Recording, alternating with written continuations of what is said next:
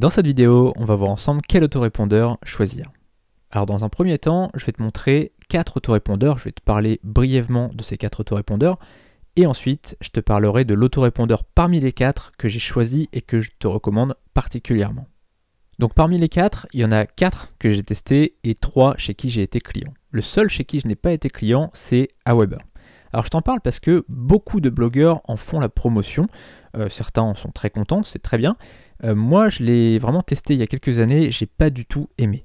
Franchement, je l'ai testé pendant plusieurs jours, enfin il y avait une période d'essai de 14 jours je crois à l'époque, je sais pas si c'était toujours le cas maintenant, mais maintenant c'est 30 jours d'ailleurs, c'était peut-être 30 jours d'ailleurs. Mais bref, j'ai pas du tout aimé, j'ai pas du tout accroché, j'ai trouvé que c'était une usine à gaz, que c'était très compliqué. C'était le premier que j'ai utilisé et quand je suis allé après chez SG Autorépondeur, j'ai vraiment kiffé parce que tout était simple par rapport à Aweber. Donc Aweber a peut-être fait des efforts par rapport à ça, peut-être qu'aujourd'hui c'est beaucoup plus simple à utiliser.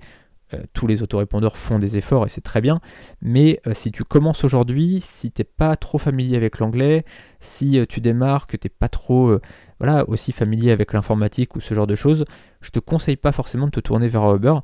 C'est plus un outil, on va dire, pour les gens un peu plus expérimentés peut-être. Et c'est vrai que moi quand j'ai commencé, je me suis un petit peu, ça m'a fait peur, en fait j'ai commencé cet outil-là, je me suis dit waouh, ça a l'air très compliqué.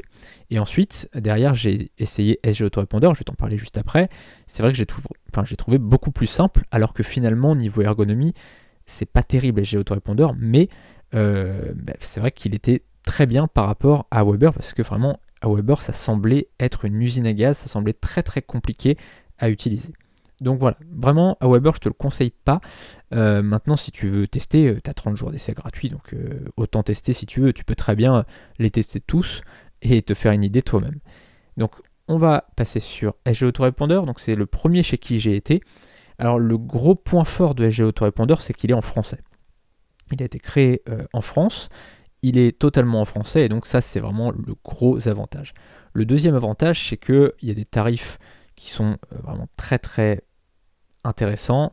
Tu vois, 8 € hors taxe par mois pour le forfait éclosion, c'est plutôt très intéressant.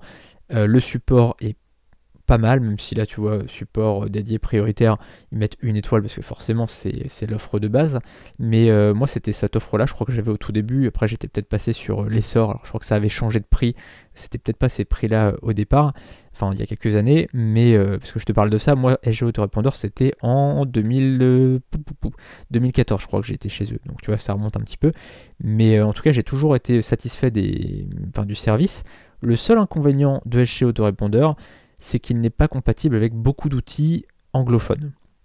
C'est-à-dire que SG Autorépondeur, c'est compatible avec tous les outils francophones, c'est-à-dire même si tu veux vendre des formations, si tu veux faire du business sur plein de choses francophones, SG Autorépondeur, ça va être à chaque fois vraiment complémentaire avec ces outils-là, ça va être compatible, et donc tu vas être vraiment très content. Par contre, dès que tu veux utiliser un outil un peu américain, ou en tout cas en anglais, pas forcément, tu vois, il n'y a pas forcément les choses américaines, il y a aussi des très très bons outils qui sont européens, comme par exemple Strive, on en reparlera. Et bien aussitôt, dès que c'est en anglais, il y a des problèmes de compatibilité, c'est-à-dire que en général, SG Autorépondeur n'a pas forcément fait l'effort pour que ce soit compatible. Alors c'est pas forcément SG Autorépondeur d'ailleurs, c'est peut-être aussi de la faute du plugin qui n'a pas voulu faire l'effort pour être compatible avec SG Autorépondeur. Mais toujours est-il que ça peut poser problème à un moment parce que tu peux avoir des problèmes de fonctionnalité, c'est-à-dire que ça ne va pas être suffisamment compatible avec certains plugins. Donc, tu peux utiliser SG Autorépondeur, tu peux leur poser la question est-ce que c'est compatible avec tel ou tel outil, mais là pour le coup avec l'outil qu'on va utiliser, je crois que c'est pas compatible et donc je te le recommande pas forcément. Il y a eu aussi quelques problèmes d'envoi ces derniers mois. Je connais des gens qui ont envoyé des grosses campagnes sur pas mal de monde. Alors ça va pas t'arriver au tout début quand tu vas débuter, mais voilà.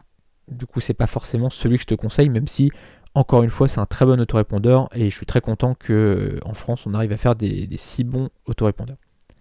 On va passer maintenant à Mailchimp. Alors Mailchimp, tu vois, j'allais te le dire, je suis client, donc je suis là, en petite photo. Alors, je suis client actuellement de Mailchimp, il faut savoir que je suis en train de passer justement sur GetResponse, que je vais te parler juste après. Pourquoi Mailchimp je te le conseille et pourquoi je te le déconseille pas, et pourquoi je te le déconseille en même temps. Mailchimp, le gros désavantage, c'est qu'il est pas en français.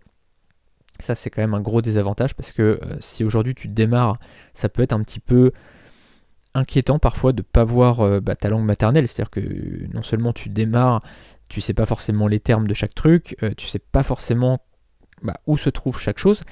Et en plus, Mailchimp, même s'il est assez joli, en fait, il est quand même relativement joli dans sa présentation, mais je trouve qu'il manque d'ergonomie. C'est-à-dire qu'il y a des choses, des fois, tu comprends pas trop. C'est-à-dire que par exemple, les campagnes, tu vois, quand tu envoies une newsletter, par exemple, imaginons, je sais pas, on est lundi, il est 9h du matin, tu veux envoyer un mail à toute ta liste, ça c'est une campagne, tu vois, c'est un mail, une newsletter que tu envoies à tout le monde. Cette vidéo est un extrait de ma formation Vite du MLM en 7 heures par semaine. Tu as le lien de la formation dans la description.